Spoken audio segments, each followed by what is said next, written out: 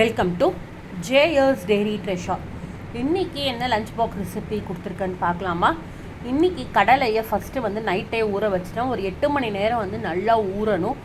ஊறினதுக்கப்புறம் நல்லா வாஷ் பண்ணிவிட்டு இதை நான் குக்கரில் ஒரு 10 நிமிஷத்துக்கு வேக வச்சு எடுத்துக்க போகிறேன். உப்பை போட்டு ஜஸ்ட்டு தண்ணி மட்டும் தெளிங்க, அப்போ தான் உதிரி உதிரியாக வந்துடும். ஸோ குடமிளகாவையும் எடுத்து வச்சுருக்கேன். நல்லா கொத்தமல்லி பார்த்திங்கன்னா ஒரு கைப்பொடி அளவுக்கு நல்லா எடுத்து தண்ணியில் போட்டு வச்சுருக்கேன். ஒரு தக்காளியை கட் பண்ணி வச்சுருக்கேன். பூண்டு ஒரு 10 பல்லு பூண்டை உரித்து இந்த மாதிரி ரெடி பண்ணி எடுத்து வச்சுருக்கேன். இப்போ ஒரு பொருளை வறுத்துக்க போகிறேன். கொஞ்சமாக வானலில் எண்ணெய் விட்டுக்கோங்க. தனியா 1 ஸ்பூன், உளுத்தம்பருப்பு 1 ஸ்பூன், காரத்துக்கு ஏற்ற மாதிரி ஒரு 5 காஞ்ச மிளகாவை போட்டிருக்கேன். நல்லா இதை ஃப்ரை பண்ணிவிட்டு ஆற வச்சிடலாம். நம்ம அதுக்குள்ளே அதை ப்ரிப்பேர் பண்ணிடலாம். அதே வானலிலே கொஞ்சமாக எண்ணெய் விட்டுக்கோங்க. ஒரே 1 ஸ்பூன் எண்ணெய் விட்டிங்கன்னா போதும். கடுகு ஜீரகம் தாளிச்சிக்கோங்க. இப்போ பூண்டு வச்சுருக்கோம்ல, ஸோ பூண்டையும் இதில் போட்டுக்கோங்க. இது எல்லாமே நல்லா ஃப்ரை ஆகட்டும். தக்காளியும் இதை போட்டுக்கோங்க. தக்காளியும் நல்லா ஃப்ரை ஆகட்டும். அதுக்குள்ளே நம்ம போய் கொத்தமல்லியை பச்சையாகவே அரைச்சின்னு வந்துடலாம். தண்ணியெலாம் விட வேண்டாம், எனக்கா நம்ம ஏற்கனவே வாஷ் பண்ணி வச்சுருக்கோம். ஸோ இந்த மாதிரி கிடைக்கும். ஸோ அதோட பேஸ்ட்டையும் இப்போ நம்ம பார்த்திங்கன்னா தக்காளி பூண்டு கூட போட்டுடலாம். எண்ணெயில் நல்லா இதெல்லாம் வெந்துன்னு இருக்கட்டும். சுண்டலும் பார்த்திங்கன்னா அதுக்குள்ளே எனக்கு வெந்துடுச்சு. ஸோ அதிலேருந்து ஒரு கைப்பிடி அளவுக்கு மட்டும் சுண்டலை எடுத்து இதில் போட்டுக்க போகிறேன். ஸோ எல்லாத்தையுமே ஒன்றா மிக்ஸ் கொடுத்துருங்க. சாதத்தை ஆற வச்சுருக்கேன், அதையும் இதில் போட்டுக்க போகிறேன்.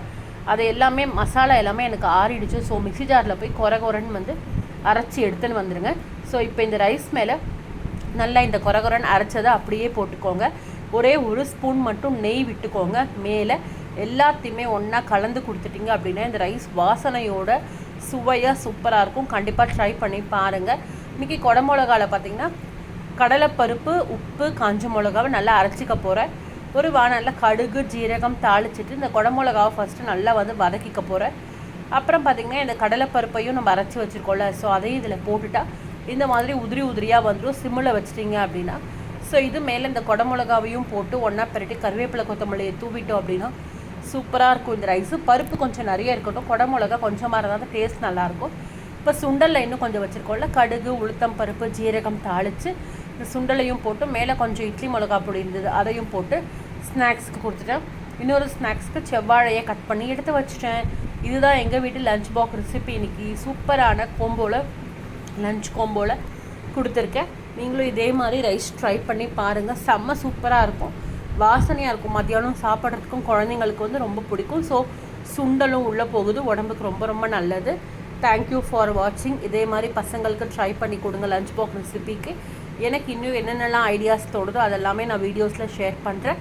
தேங்க்யூ. இன்னொரு வீடியோவில் சந்திக்கிறேன். பாய், டேக் கேர், வணக்கம்.